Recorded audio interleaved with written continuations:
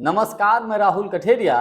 गृह मंत्री अमित शाह जी के एक बयान के बाद देश में राजनीतिक हड़कंप मच गया है। अमित शाह जी ने यह बयान दिया है कि सरकार बहुत जल्द वक्फ संशोधन बिल लाने वाली है और उन्होंने देश के मुसलमानों को यह भरोसा दिलाया है कि वक्फ संशोधन बिल से मुसलमानों के अधिकारों में किसी प्रकार की कटौती नहीं होगी।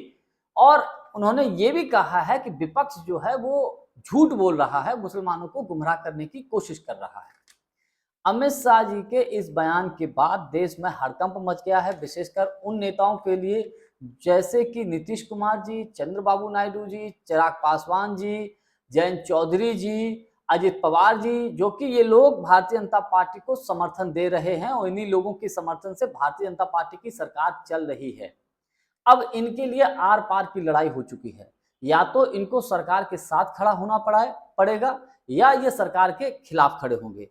अब देखने वाली बात ये होती है कि अगर सरकार वक्फ संशोधन बिल लेकर आती है तो ये डिसीजन क्या लेंगे। तो इन तमाम बातों को लेकर मैं चर्चा करूं, लेकिन उससे पहले यदि आपने अभी तक हमारे चैनल को सब्सक्राइब नहीं किया है तो सब्सक्राइब जरूर कर लीजिए और घंटी के बटन को जरूर दबा दीजिए। देखिए, गृह मंत्री अमित शाह जी ने इन सभी नेताओं को फंसा दिया है। उधर एआईएम के नेता असदुद्दीन अवैसी साहब ने एक ऐसा बयान दे दिया है जिससे ज्यादा ये लोग और ज्यादा टेंशन में आ गए हैं। असदुद्दीन अवैसी ने यह कहा है कि नीतीश कुमार, चंद्रबाबू नायडू, जयंत चौधरी और चिराग पासवान को हम कभी माफ नहीं करेंगे। क्यों? क्योंकि अगर ये लोग चाहते तो सरकार कभी भी वक्फ संशोधन बिल नहीं ला सकती है। यानी कि ये यदि सरकार को मना कर देंगे तो सरकार ला ही नहीं सकती, क्योंकि सरकार, भैया मोदी सरकार इन्हीं लोगों की दम पर चल रही है। तो ये यदि मना कर देंगे तो मोदी सरकार किसी भी हाल में वक्फ संशोधन बिल नहीं ला सकती। और इसका मतलब यह है कि इन लोगों का वक्फ संशोधन बिल पर सरकार को समर्थन है। उनके कहने का मतलब ये है। अब देखिए, इस पर होगा क्या। अगर सरकार ये लाती है बिल तो नीतीश कुमार जी ने अभी तक कोई स्टैंड नहीं लिया, क्योंकि गृह मंत्री अमित शाह जी आज बिहार के दौरे पर है।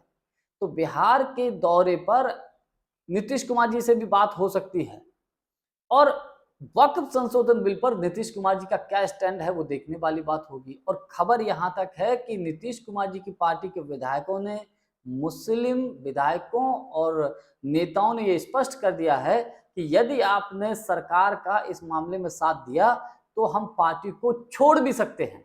अब सोचिए, यानी कि उन्होंने स्पष्ट बोल दिया कि अगर नीतीश जी ने बीजेपी को समर्थन दिया तो हम पार्टी छोड़ सकते हैं। इससे होगा क्या, जेडीयू बिहार में टूट सकती है। यानी कि गृह मंत्री अमित शाह जी, मुझे ऐसा लगता है कि जेडीयू को तोड़ने पर तुले हुए हैं। ऐसा मतलब अगर वो बिल लेकर आए तो जेडीयू में टूट होना तय है। चंद्रबाबू नायडू की बात करते हैं। चंद्रबाबू नायडू आंध्र प्रदेश में उनको बड़ा तबका मुसलमानों का उनको वोट करता है और उनको बम्पर जीत भी मिली है। हालांकि चंद्रबाबू नायडू ने थोड़ा सा वक्फ संशोधन बिल पर विरोध दर्ज करा भी दिया है। उन्होंने बोल दिया है कि अगर ये बिल आता है तो हम इस पर जो है देश के मुसलमानों के साथ सरकार के साथ खड़े नहीं होंगे। चंद्रबाबू नायडू ने अपना क्लियर कर दिया है एक कार्यक्रम में। दूसरी तरफ चिराग पासवान जी ने भी एक न्यूज चैनल्स के कार्यक्रम में उन्होंने इशारा किया कि जरूरी नहीं कि सहयोगी दल के हर बात से हम सहमत हों। तो उनका भी इशारा यह है कि वक्फ संशोधन बिल पर चिराग पासवान भी मोदी सरकार के खिलाफ जा सकते हैं। अब समझने वाली बात यह है कि जब चिराग पासवान खिलाफ है, नीतीश कुमार खिलाफ है, चंद्रबाबू यदि नायडू भी खिलाफ हैं, सरकार इस बिल को लेकर आती है और ये बिल सरकार पास नहीं करा पाती है तो सरकार फिर लटक जाएगी। ये तो बड़ी गंभीर स्थिति पैदा हो जाएगी भाई। तो फिर होगा क्या। अच्छा, जयंत चौधरी पश्चिमी उत्तर प्रदेश में, उनको जाट प्लस मुसलमान का जो कॉम्बिनेशन है वो उनको आगे बढ़ाता है। तो ये सारी की सारी चीजें कहीं ना कहीं मोदी सरकार के लिए भी गले की फांस बन चुकी है और नीतीश कुमार, चंद्रबाबू नायडू और जयंत चौधरी और चिराग पासवान और अजित पवार के लिए भी गले की फांस बन चुकी है। अगर ये लोग मोदी सरकार के साथ जाते हैं तो ये फंस गए, और अगर ये लोग मोदी सरकार के साथ नहीं गए तो सरकार भी तो गिरने का खतरा है। अगर आज नीतीश कुमार, चंद्रबाबू नायडू, चिराग पासवान अपना समर्थन वापस ले लें तो मोदी सरकार 24 घंटे में गिर जाएगी। ये सच है। लेकिन अब लड़ाई आर पार की है। मुसलमानों ने भी इस पर संकेत दे दिया है। उदाहरण के तौर पर बिहार में नीतीश जी की इफ्तार पार्टी का मुसलमानों ने बायकॉट कर दिया है।